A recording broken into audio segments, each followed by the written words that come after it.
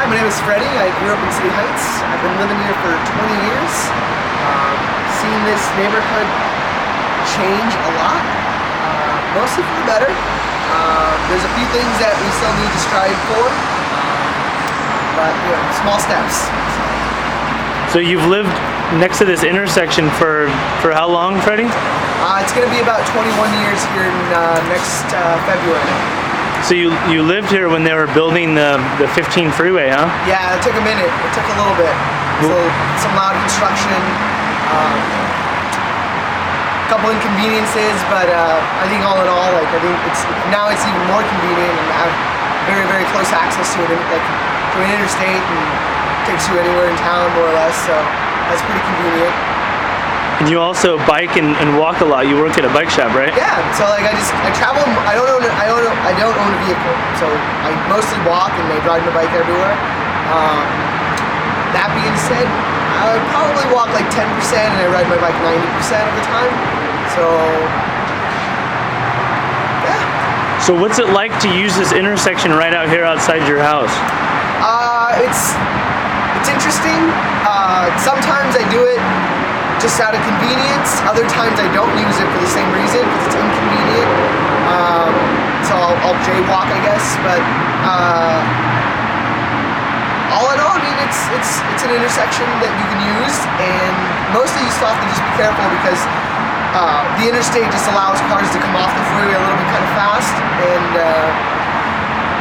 so you don't want to jet out, even if you have the right of way. You still want to make sure that there's no car that's going to take advantage of a green light or to try to squeeze themselves into a right turn. So do you feel like it's safe to cross here?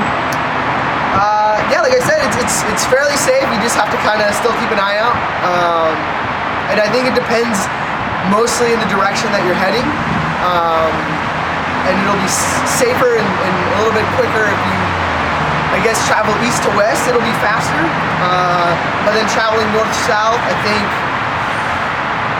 that way is probably depends on just the traffic at the intersection. So yeah, so El Cajon Boulevard here. We're at El Cajon Boulevard and SR-15, so it's a big road and yeah, I mean, pretty busy interchange. Originally, El Cajon was a pretty busy. It's always been a pretty busy street, and it's connected. I guess more or less like central San Diego to like east county. So it's always been pretty busy. I believe it's a 3-lane, so there's a lot of fast-moving traffic. It's not like a 2-lane or a single lane where traffic usually goes a little bit slower.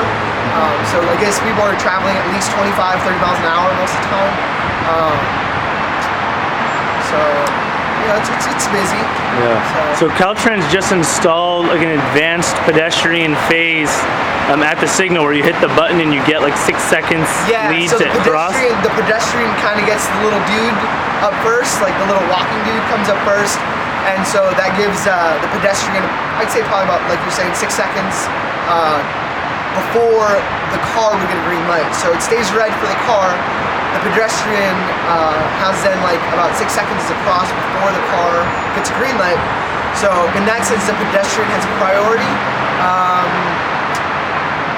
I kind of wish that most of the time the pedestrian had the priority, and we had like a list of priorities, I guess. So in my eyes, it would be like pedestrian, cyclist, motor vehicle, right? So on trails, usually they kind of have like a little sign where it's like hikers yield, and then cyclists yield the hikers, and everybody yields the horses, right? So I think something like that, like, would be, I think would be a good idea, more or less, to just kind of instill like socially, just upon everybody, just so we understand that we're all on the same page about what the priorities are. And I mean, you're in a motor vehicle, like you're gonna get there very safely, very soon, and you're protected the whole time. A pedestrian is just like a walking bag of bones and flesh and blood. And, like that person can be injured very easily, whether it be by a cyclist or by a motor vehicle. So I think if we can instill kind of that, where the priority is the pedestrian and then the cyclist and then the motor vehicle, like I think that would be another good direction to go in. So you think the advanced pedestrian phase, does it help communicate that priority, that pedestrians are the priority? I think it does. Like the vehicle has to slow down, and if the pedestrian stands out a little bit closer to the intersection, then the motor vehicle can see, like the person driving can see the pedestrian, and then they tend to stop, and they tend to slow down and respect the pedestrian a little bit more. So. Right on, Freddie. Well, thanks for your time. Yeah. Appreciate it. Yeah, no problem. Have a good one.